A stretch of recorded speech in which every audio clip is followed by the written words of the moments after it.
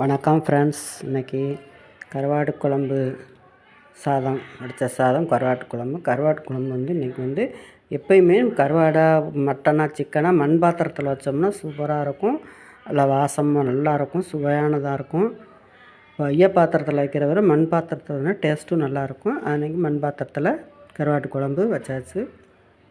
களி இந்த மாதிரி இதுக்கு வைக்கணும்னா கொஞ்சமாக நம்ம புளி ஊற்றி கருவாடு வச்சோம்னா காரசாரமாக புளிப்பு உரப்பாக இருக்கும். களியெல்லாம் சூப்பராக சாப்பிட்றதுக்கு நல்லாயிருக்கும். இந்த கருவாடு குழம்புக்கு நான் இன்றைக்கி களி கொஞ்சம் சாப்பிட்ணுங்கிறதுனாலையவும் கருவாடு கொஞ்சமாக புளி ஊற்றி வச்சுருக்கேன். இந்த மாதிரி வச்சோம்னா களியெல்லாம் ராகி களியெல்லாம் சூப்பராக இருக்கும். அதுக்கு புளி ஊற்றி வைக்கிறனால புளி காரம் உப்பு நல்லா உரப்பு புளிப்பாக இருந்தால் தான் நல்லாயிருக்கும். கருவாடுலாம் நான்வெஜ்ஜாகவே பொதுவாக உரப்பெல்லாம் நல்லா இருந்தால் தான் சாப்பிட்றதுக்கு இதாக இருக்கும். மண் பாத்திரங்கும்போது ரொம்ப வாசனையாகவும் இருக்கும், நல்லாவும் இருக்கும். சூடு எந்த நேரமும் அப்படியே நல்லா நிறையா நேரம் சூடும் தாங்கும்.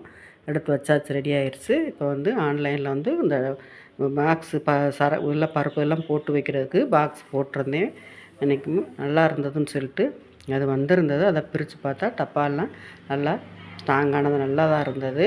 ஒவ்வொரு டப்பாவும் நல்லா அமுங்கலாம் செய்யலை, நல்லா அப்படி நல்லா டெம்பரானதாக இருந்தது. இது நல்லா இருக்குதுன்னு சொல்லிட்டு வாங்கியாச்சு.